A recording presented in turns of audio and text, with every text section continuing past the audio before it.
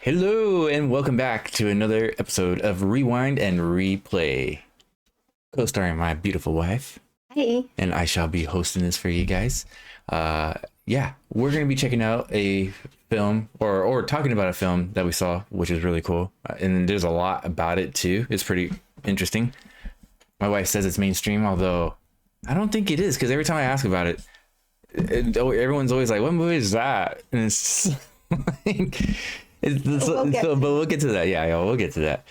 Okay, so a quick tease about what we're watching. Of course, it's called The Frighteners. It's with Michael J. Fox, and yeah, it's a really cool one. And this was like pre his full episode of Parkinson's. So like, I think around this time when he was filming, it started like kind of coming up, but it wasn't so noticeable. Like he was able to contain it. And I think around that time he was able to contain it. But he already had it? But yeah, I think he was already diagnosed. He was pretty young still. Yeah, he was. All right, and so yeah, a little quick tease about the film. Before Lord of the Rings, Jackson gave us The Frighteners, which is what we're going to be talking about. A supernatural thrill ride packed with humor, heart, and horror. Join us on this episode of Rewind and Replay as we revisit ghost cons, serial killers, and the early days of Weta Digital. This is Weta Digital is the studio that Peter Jackson had, for context. So you guys, Yeah, I didn't. So I'm not saying something stupid. It's like Weta Digital, like I know, I've never heard of that. WETA, Weta Digital. So yeah, we're gonna be talking about if this still holds up. We've got the answers. All right, getting into it, little movie overview. The Frighteners. It was released in 1996. The director is Peter Jackson, the director of Lord of the Rings. He also wrote the film, and it was also by Fran Walsh, who also wrote that film. It's a supernatural horror comedy that runs at 110 minutes. Mm-hmm. It's nice, a healthy length of minutes to watch for a movie. A little more than the 20 minutes more than the standard 90 standard. 90 standard 90 minutes. Yeah.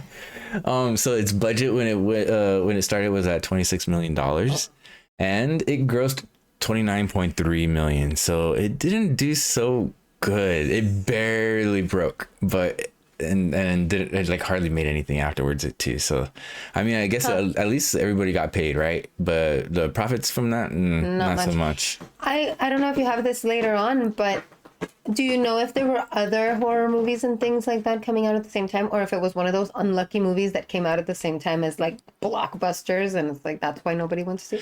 It's possible. We don't know. We might get into a little bit of that. Nothing definitive that's going to be explaining that. But there's going to be some stuff that may kind of like have some segue to that if anything. But yeah, we'll see.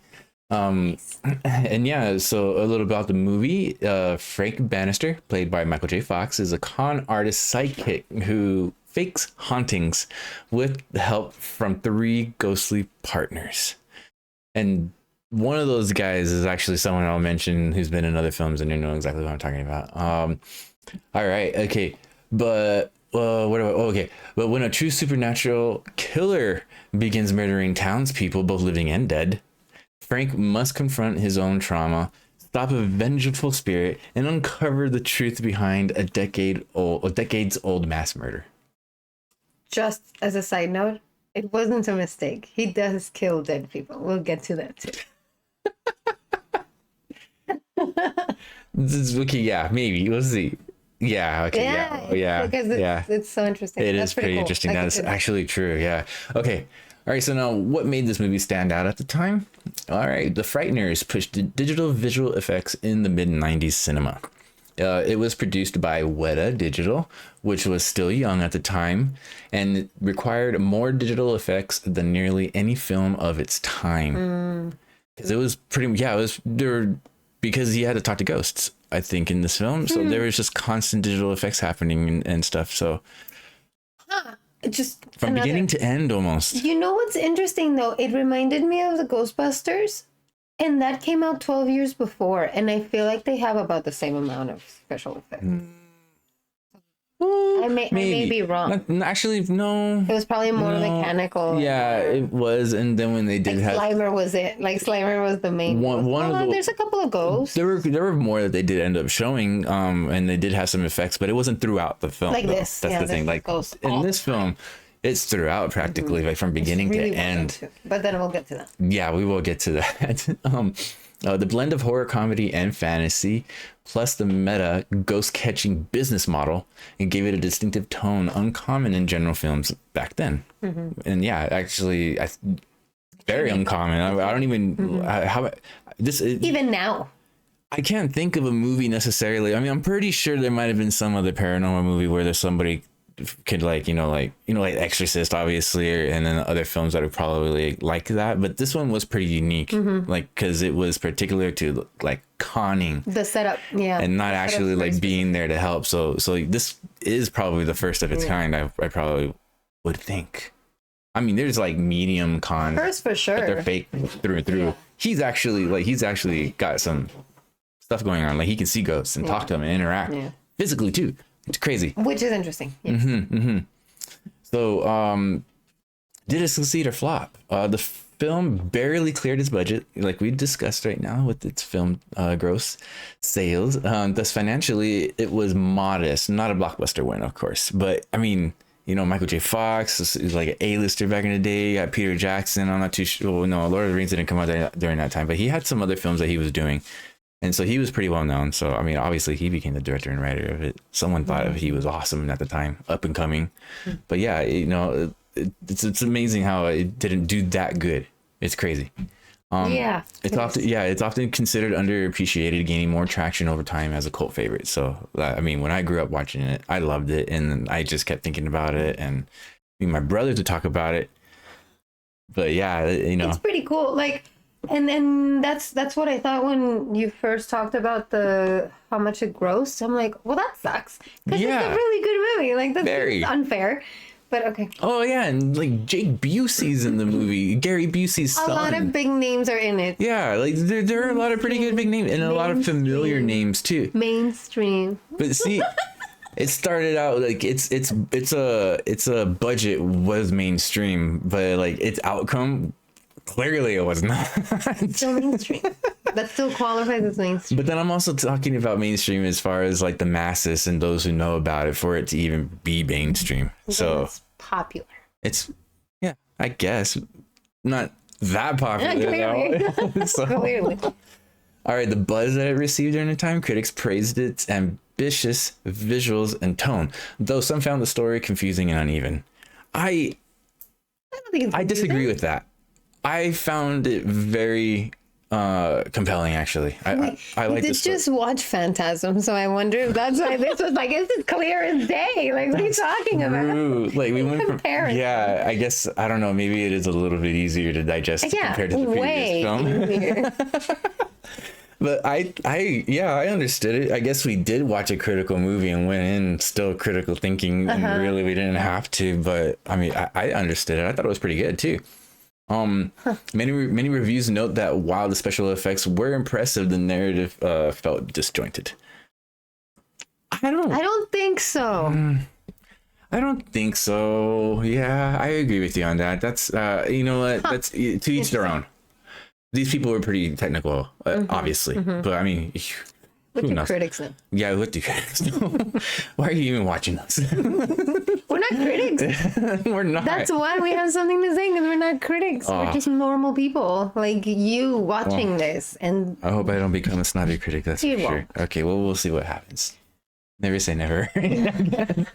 All right, so its fan base and critical acclaim. It's not frequently revisited by fans of Peter Jackson films. So I mean, yeah, like, but then how many hardcore Peter Jackson fans are there Probably out there? Like, a lot. There's probably a lot, but it's not like what George Lucas high or anything like that, right? Probably. Or maybe by now, yeah. Because I haven't. What has he done lately? I can't remember.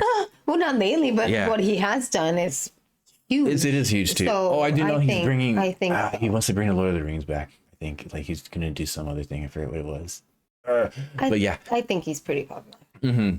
But its reputation has solidified a cult gem in Jackson's filmography, so that's nice.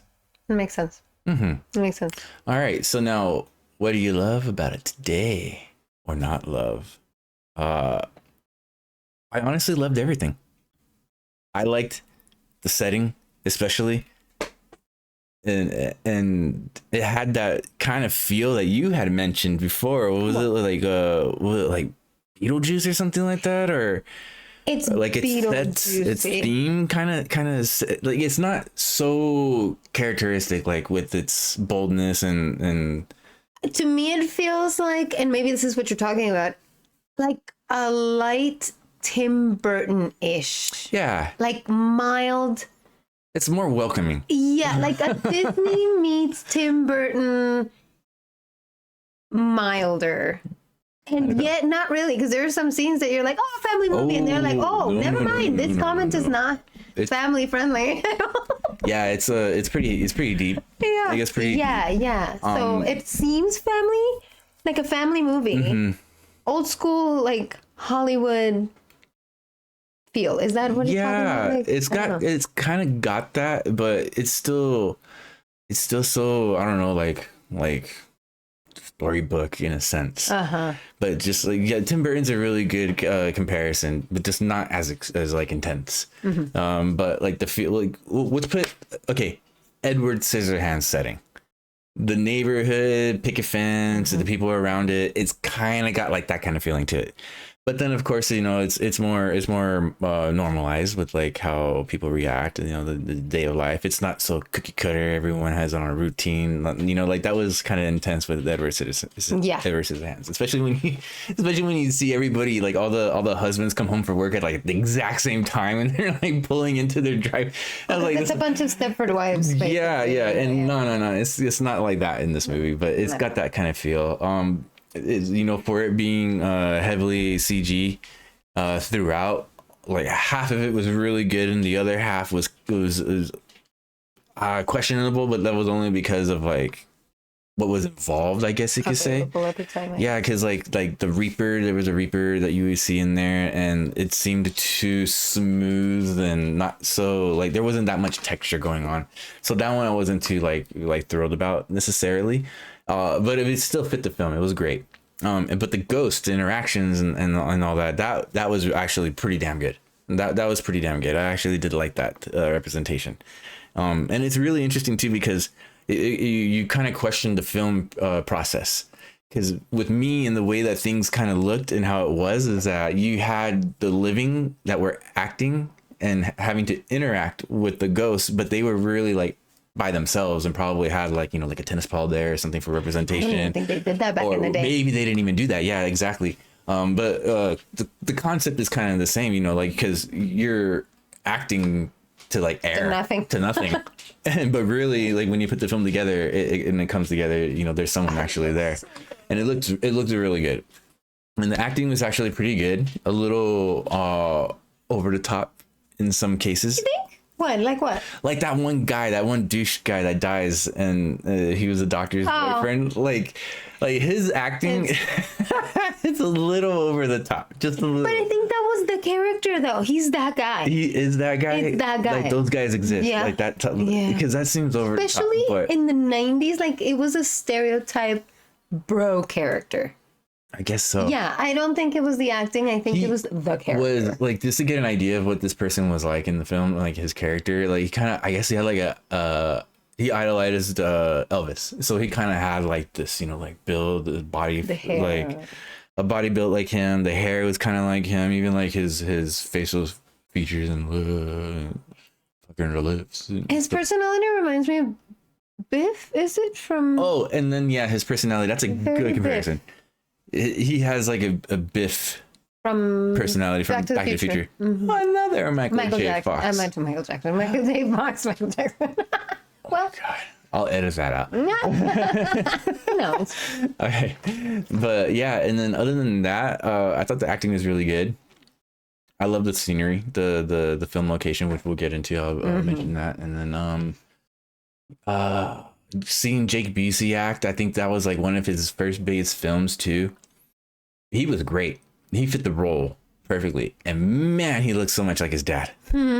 Well, not like his dad now, but when his dad was a little younger, you know, like probably. Yeah, he looks just like him. Like I knew that he was his son just because it's obvious because he looks just like him. It's pretty obvious, yes. Yeah. And then I like the representation of a lot of the characters, especially the ghosts, because, you know, just by looking at them, you kind of see how they died or, you know, what happened. So like Jake Busey's character was one too, because he was electrocuted, his character. And so as a ghost, you see like these burn marks on his bald kind of head, and just like these like smoke lines coming down in perfect order. And it's like, oh yeah, he was definitely electrocuted. There's definitely a lot of attention to detail. Yeah. In this movie. A lot of attention to detail. It's really good. And then the music is phenomenal. Love that. A little more into that later. There's some facts about that as well. Well, I was going to mention it anyway. It's part of why I like it. Oh, kick-ass. If that's all right. Frick yeah, do it. What do I love about it today? First of all, the music. Because when we started watching it, the first thing I noticed was, it sounds like, and that's why I thought of Beetlejuice. I'm like, that sounds like Beetlejuice. And I didn't say it, but I was like, is that Danny Elfman? And I'm like, no, it can't be Danny Elfman. And then as we keep watching, it shows music by Danny Elfman. I'm like, oh, of course it is. It's perfect. This is great. I already love this movie. So like that alone just kind of won me over just because of the music.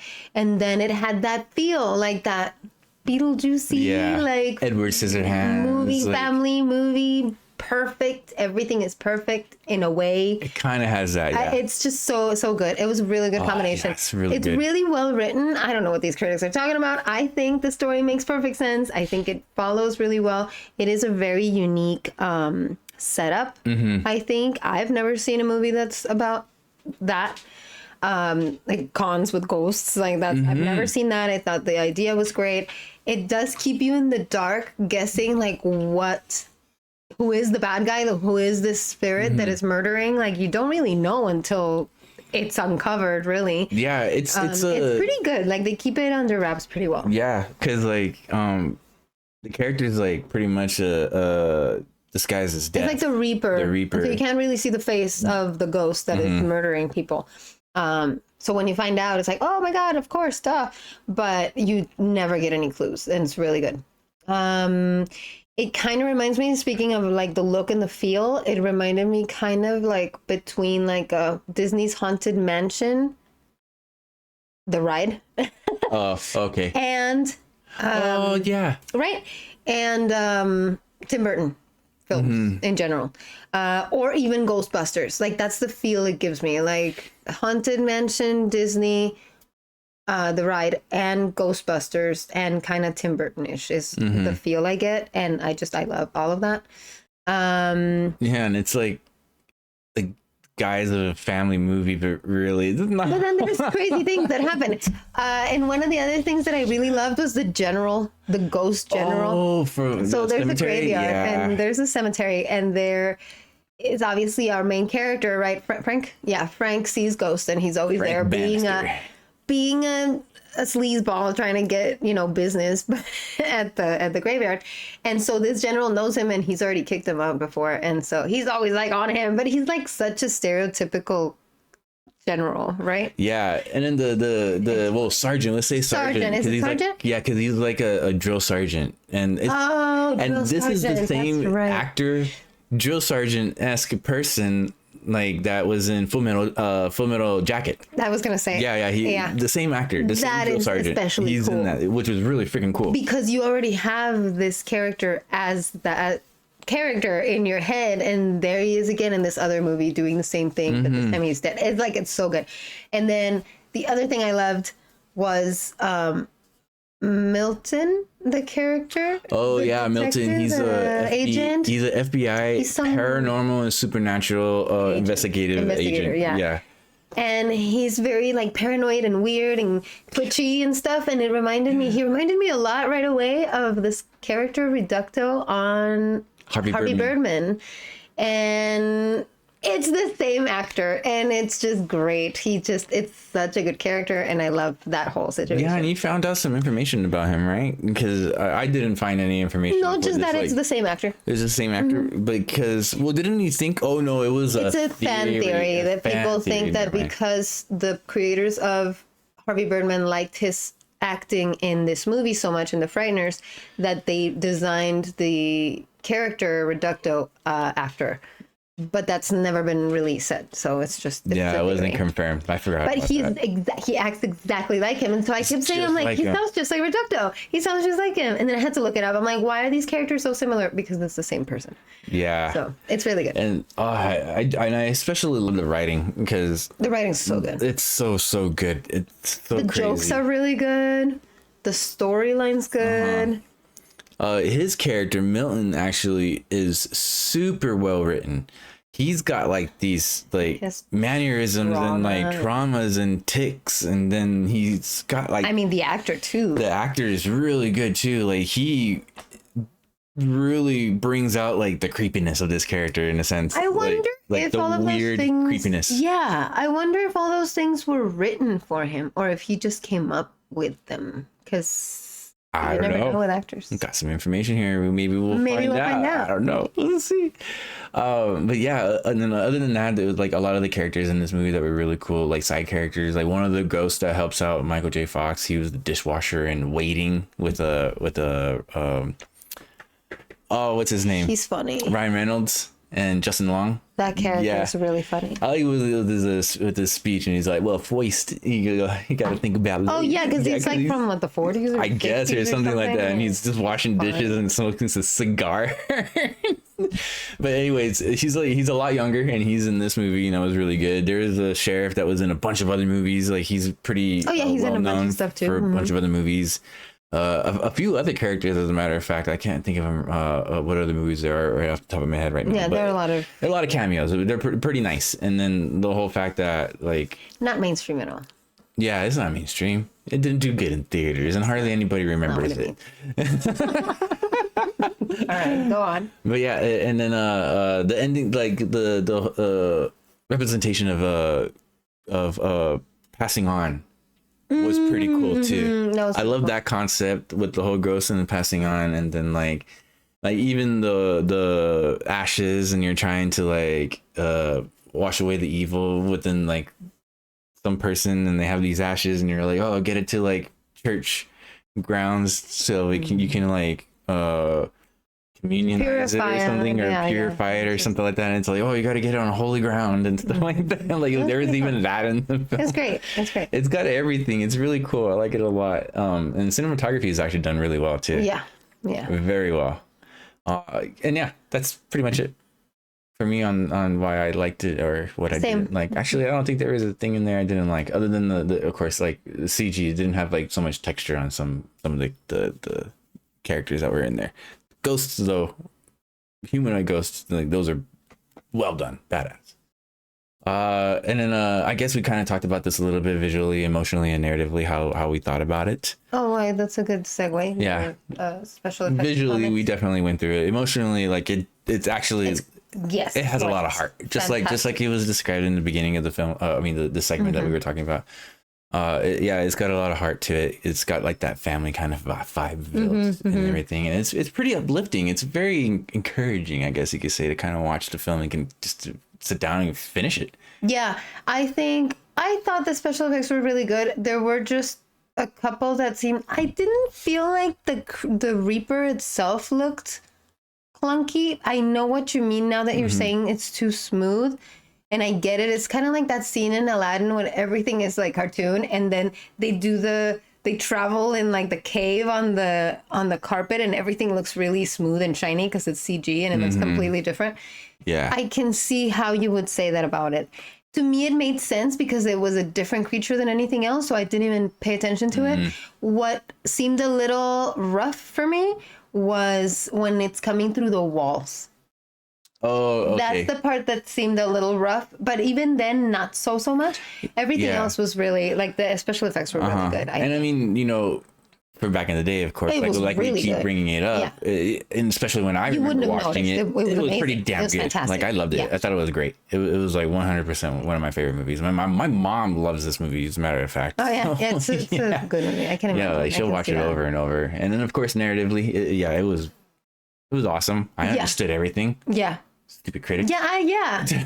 I actually do think I feel like in this segment, like the question like doesn't hold up visually, emotionally, narratively.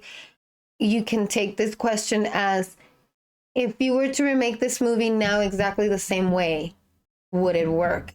And yes, you could remake this movie exactly as it is, just with better special effects, and the writing makes sense. The interactions between the characters all still work. Everything stands up really well. I agree. Yeah, wholeheartedly. I agree. It's 100% great. All right, and then favorite scenes, quotes. Go for it. I have 3. Maybe you'll have some of the same. Maybe. Well, I definitely have to give praise. Rest in peace to the sergeant. I think it's like R.L. Ermsey or something. I forget his name. Sorry. But the drill sergeant in the cemetery, like when you first encounter him, he is great. That guy like goes balls to the wall. He's like telling all the ghosts like, get the heck back into your graves and stay there and don't be wandering off. And like he interacts with Michael J. Fox's character Frank and like actually physically interacts with him, like since like beats the crap out of him and stuff. And then I like the transition from when he's like in his military suit and then like immediately transforms and has like 2 huge freaking like well, first he turns into like a SWAT guy with a shield, and so Frank can't hit him. Yeah, and then he turns into that gun. It's like crazy, like spontaneously just gets him, and you're like, whoa! It starts shooting him off and stuff. So I really like that a lot. And then I also liked what was it? The interactions basically that he had with his ghost friends. And how more particularly in the beginning when you're first talking about them, where it's all like, oh, you really let me down. We were trying to haunt this house and you didn't do this or that. And he's like, what are you talking about? We did our part, blah, blah. And like they're getting into an argument, and it's like, the living and the dead. It's a great scene to see. Yeah. Especially when he's all like, oh, you promised me cigars and, you haven't given to me. And he's like, you can't even smoke them. He's like, yeah, but you can smoke them and then blow the smoke in my face. Oh, yeah. Just like, so I can enjoy it. That's funny. That is good.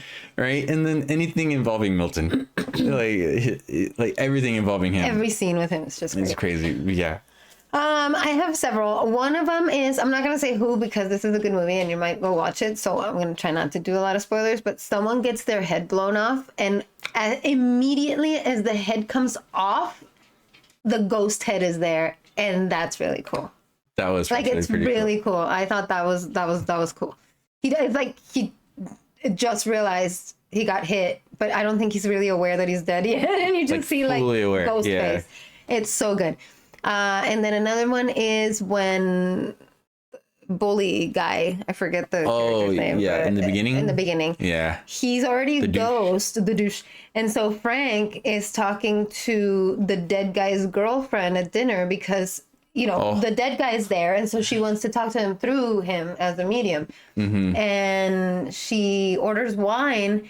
And then she's like, what kind would you like? White or red? Asks the waiter. And the ghosts guy says, red, we always get red. And she says, white, I've never been big on red wine. And he's like, oh, what? So it's like, you can tell that she was just kind of like letting him kind of do things. But it's hilarious, his reaction, because he's a douche and he's awful. And so for him to realize these things is like, what? So I would like that one. And then, but my favorite, I think one of my favorites, top is what was his name? I forget the character's name, but the black guy character with cigars, Ghost. Oh, right. Oh, what was his name? Okay, well, now I want to say Reggie, but from the other movie, but I don't know why. Anyway, so that was from Phantasm, yeah. And not too sure, but yeah. And he says he gets upset with Frank because he basically is using ghosts, right? Mm-hmm. And so he's like talking back to him. He's like, I'm going to find another black ghost and start an African-American ghost coalition. Oh, yeah. AAGC. He's like, there ain't nothing scarier than a group of black dudes who are already dead. That is so funny. That is so funny. He is really funny. The whole movie, like, zingers back and forth is just really good. He's really funny. He's a funny character. Really good. Yeah, he's a really good actor. His lines were really well written. I don't know how much of it is improvised, if any, but it's really well written, and he has a really good timing, really good comedic timing. So it's nice. Yes. Those are my favorites. A washer from the Waiting movie with Ryan Reynolds. He's that guy. It's really funny. Yeah. All right, and then that's it. So moving on, what aged well, what didn't. Some of the CG parts, in my opinion, but that's because technology we have now, the resolutions that we can see things, you can see it more clearly, and it's kind of obvious in some areas. So that's like the only gripe that I have. Other than that.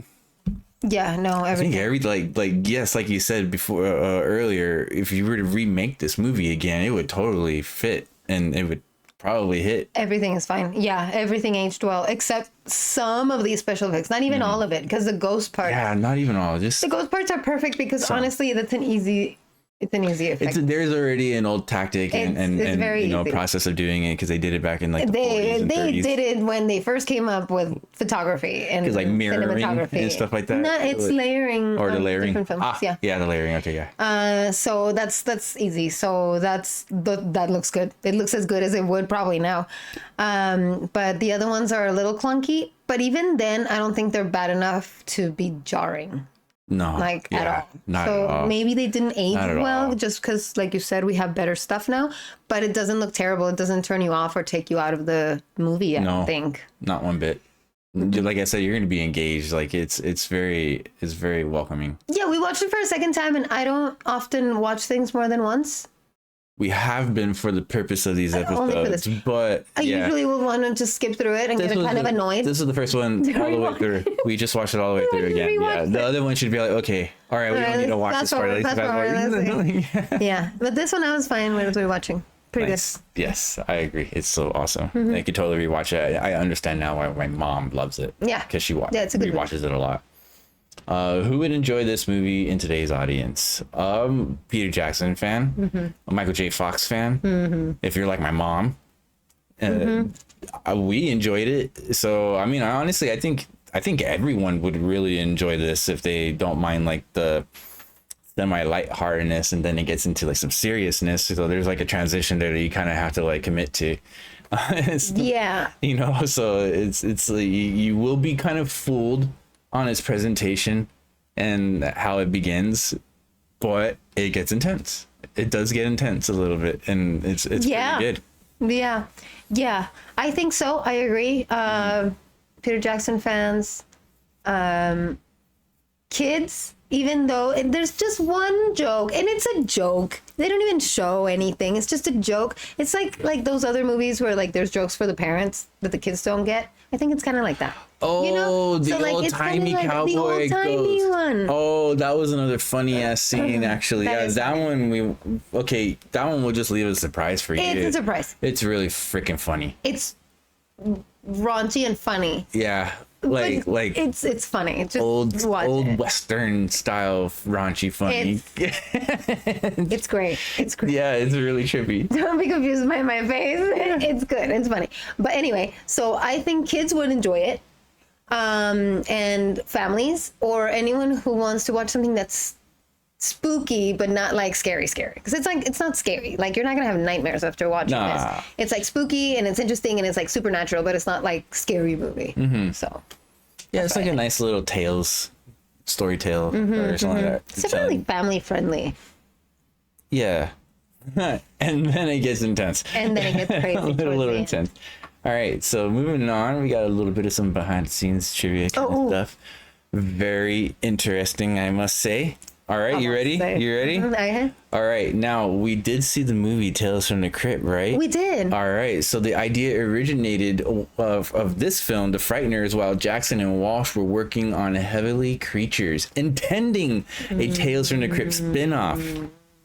It was supposed to be in the beginning, and then it wasn't. So I don't know. I guess there could have been something. I guess I can see that. That could be a story from Tales from the Crypt. Someone who's conning people through with ghosts. That would be. It just wasn't as raunchy and intense gore factor and all that stuff. I guess it could have been, and that explains the raunchiness and some. They probably kept some things to tell you the truth. So yeah, I mean, how interesting. And then executive producer Robert Zemeckis, he brought them on and eventually passed directing duties to Jackson, which is why it looks amazing. Which is why it looks pretty damn good.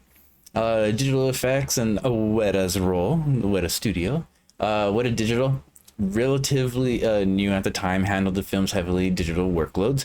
Because of that, effects post-production spanned 18 months. And that was like probably one of the longest, because there's a lot of CG. Yeah. From beginning to end.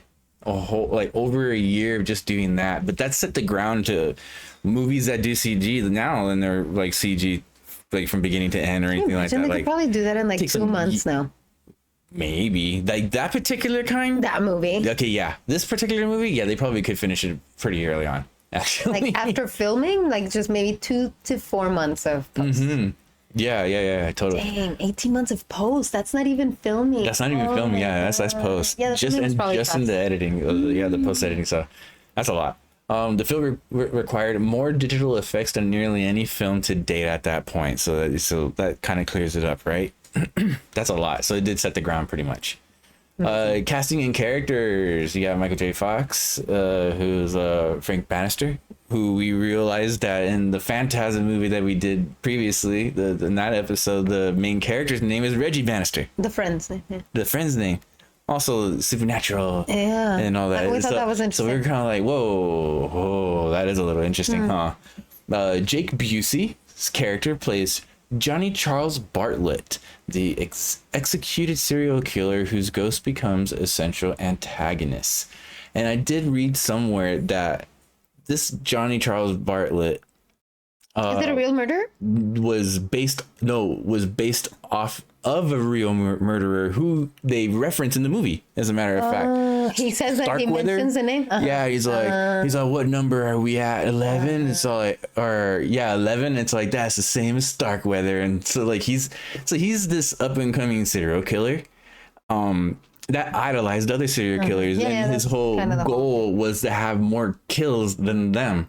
That was basically it, like, and so yeah, I did read that basically, that real life character, his name is brought on into the movie to set plot for Johnny Bartlett, the Jake Busey's character in the movie and everything, because he ended up becoming he ended up becoming a serial killer that idolized that one. All of them, I guess. I guess all of them, but that one in particular too, I guess.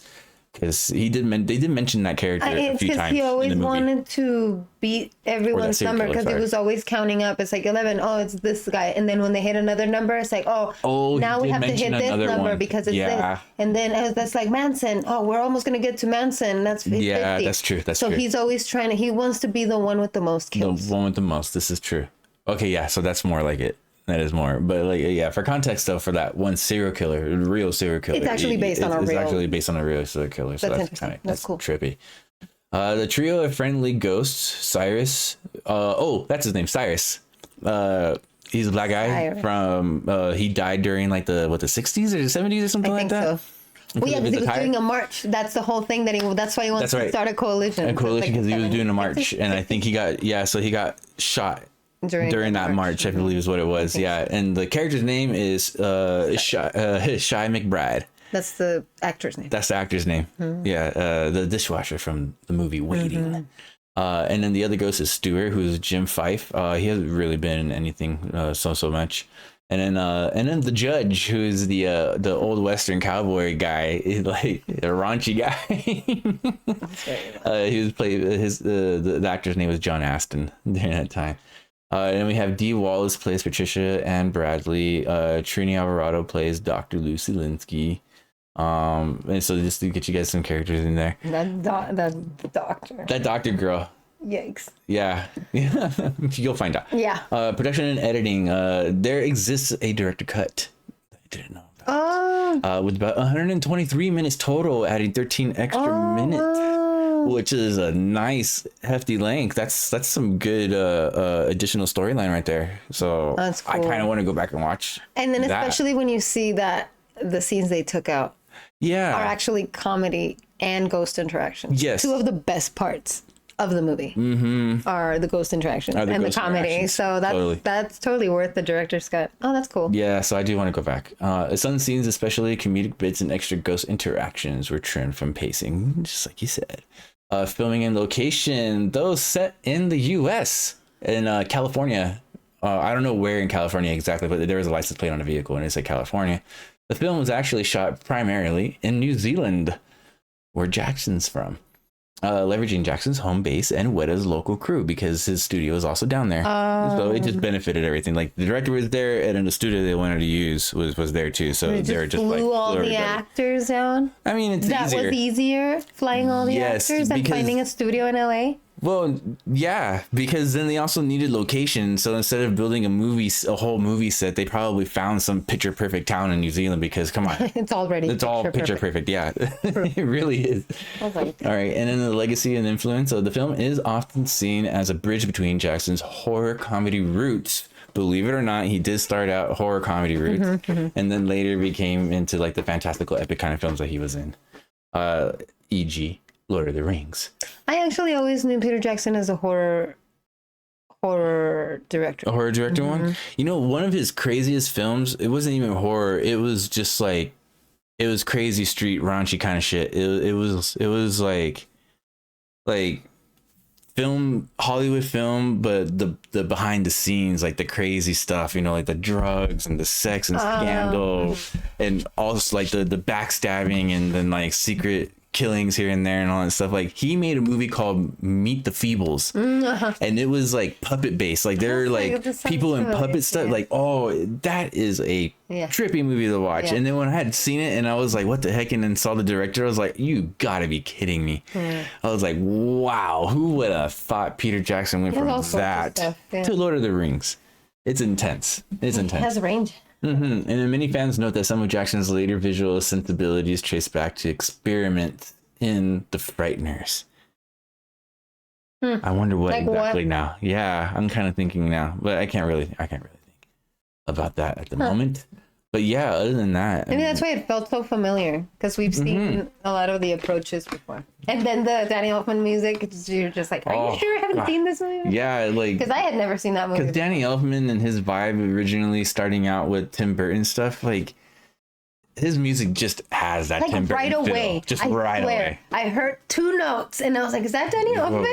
And I was like, no, this isn't a Tim Burton. That was my thought was, no, it's not a Tim Burton film. It's not Danny Elfman. Then no, it was. And it was him. Eye-opening every time. But he's been in a lot of movies and it's now becoming crazy. It's crazy. All right, and that's pretty much it for the whole show. You know, where you can watch this. Frighteners is available on Netflix in some regions. It's not like on all regions.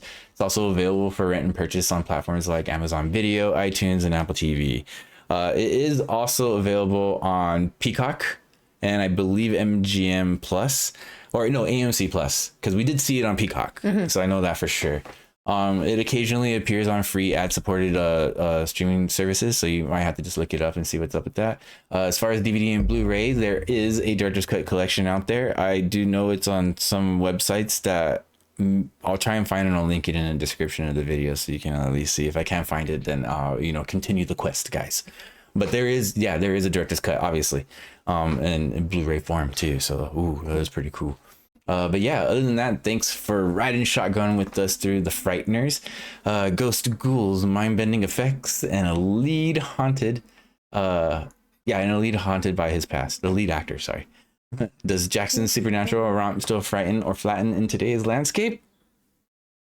I think it does. Yes, the verdict is it does. Absolutely. So with that, yeah.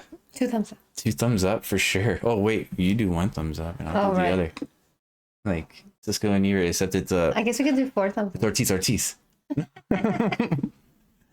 H2O or this 2O. Or 2. Dang it. I hated chemistry. Forget it. I didn't really anywho, but thank you very much for watching, guys. We greatly appreciate it, and we will catch you next time. Yes. We'll be watching the next film. We got Phantasm, we had The Frighteners, and then we actually have one more that we're gonna try and see if we can do it. If not, this might be the last Halloween video, but we hope you enjoy it. So you guys take care. You have a good one. Be sure to like and subscribe and comment. Turn on notifications so you can get the notifications for the video, and hit us up on social media. All right. Love you guys.